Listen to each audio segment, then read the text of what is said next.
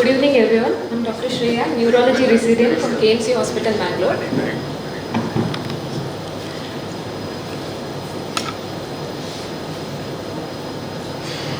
So, apart from the neurosurgical topics, this is an interesting case which we encountered recently, and there's a learning point in this as well. So we chose this case for discussion.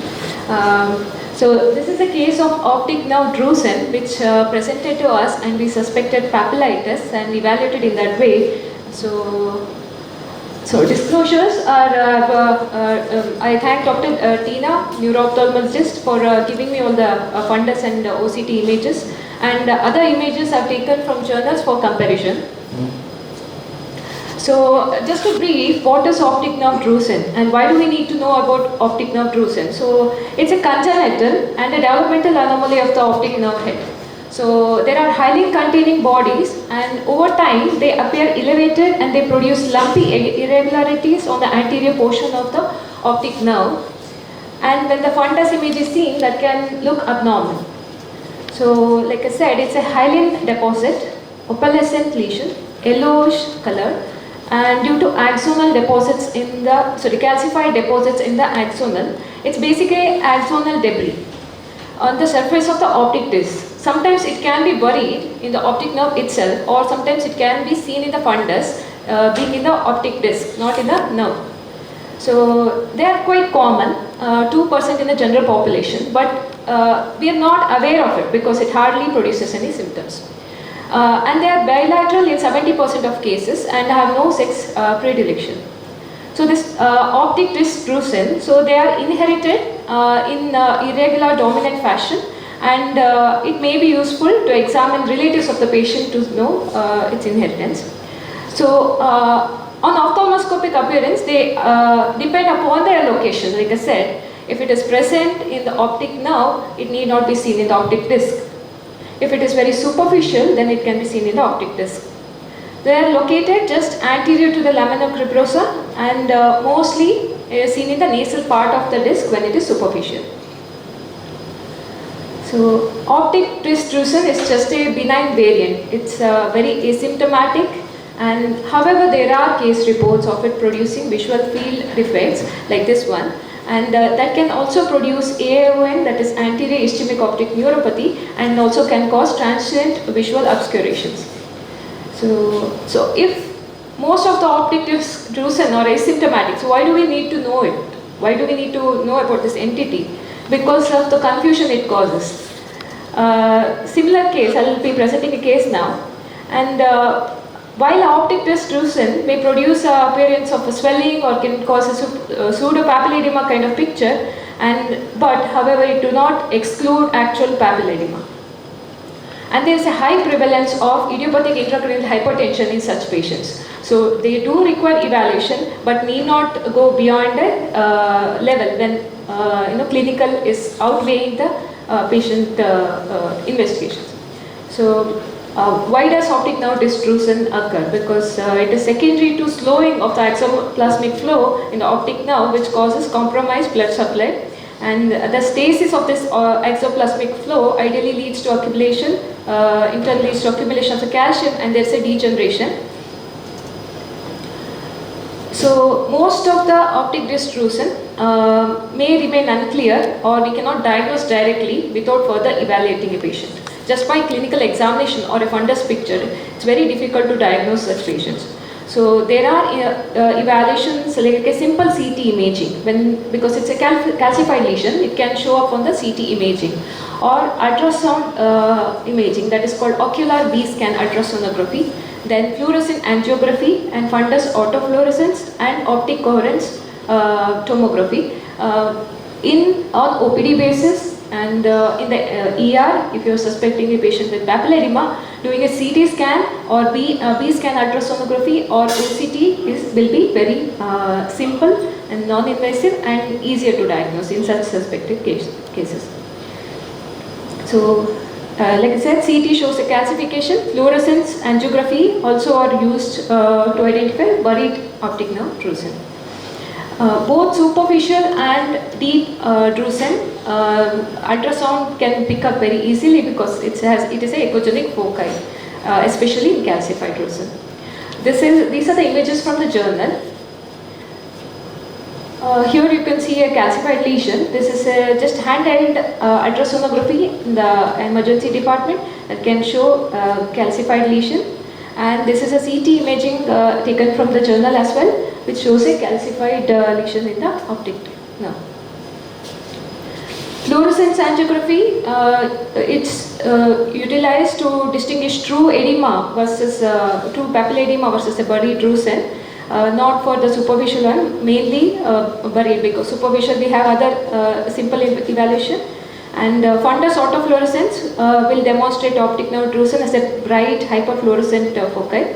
And optic coherence tomography will reveal nerve drusen as an irregular spherical hyporeflective course, which I'll show you later, and with uniform internal structure.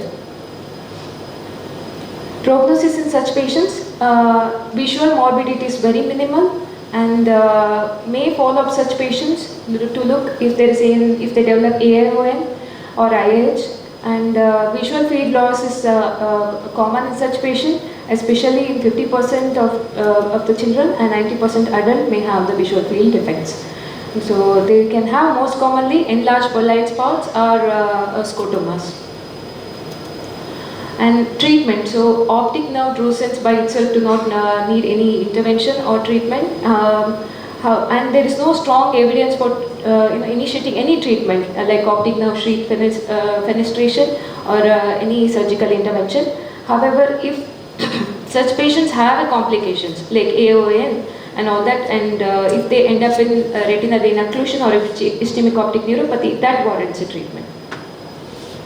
So here is such a case, a 21-year-old male who has been previously healthy presented to us with a blurring of vision of around 1.5 months duration. Initially he noted in the right eye, and 3 to 5 days he noted the similar complaints in the left eye. This is both for proximal and near and distance vision, and it was progressive and it was painless blurring of vision. So, and he also had a headache of 1 month duration, which was holocranial, predominantly occipital and dull aching in nature. He had a history of fever, low-grade fever 20 days before admission for 2 to 3 days. However, he did not have any vomiting, photophobia, double vision, or no such episodes of blurring of vision in the past. So obviously anybody will think if there is any SOL or papillary edema, all that differential diagnosis will run in our mind. Similar way, he went consulted 2-3 hospitals, and he has got multiple CTs, MRIs done. So on examination, he was conscious, alert, oriented. Cranial nerve, other cranial nerves are normal. The second cranial nerve showed a normal visual acuity with the distance vision 6/6. Then near vision also was normal.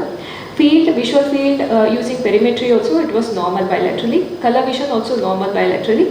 And pupils were 2 mm reactive, and there was no presence of RAPD.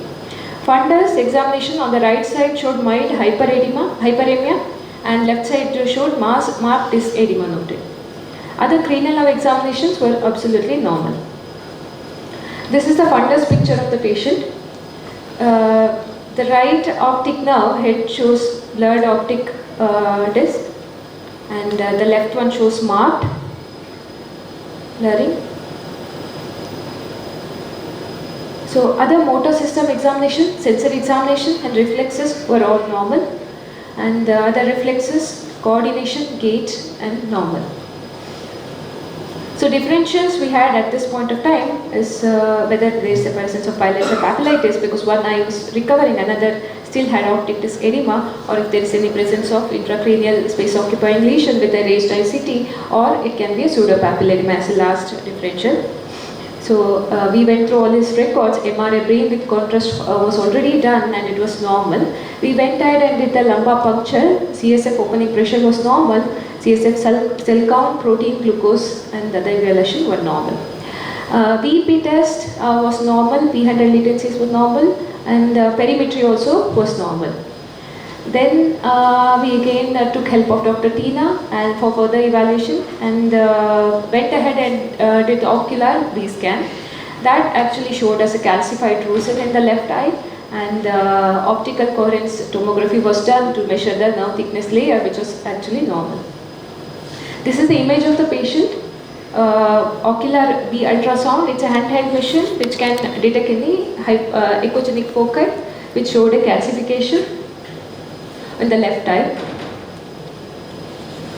And this is the optic coherence tomography, which was normal. This usually detects the area of the fovea and the nerve thickness layer. This is the quadrant analysis of the nerve thickness layer. 95% of normal, yellow suggests 5% of normal.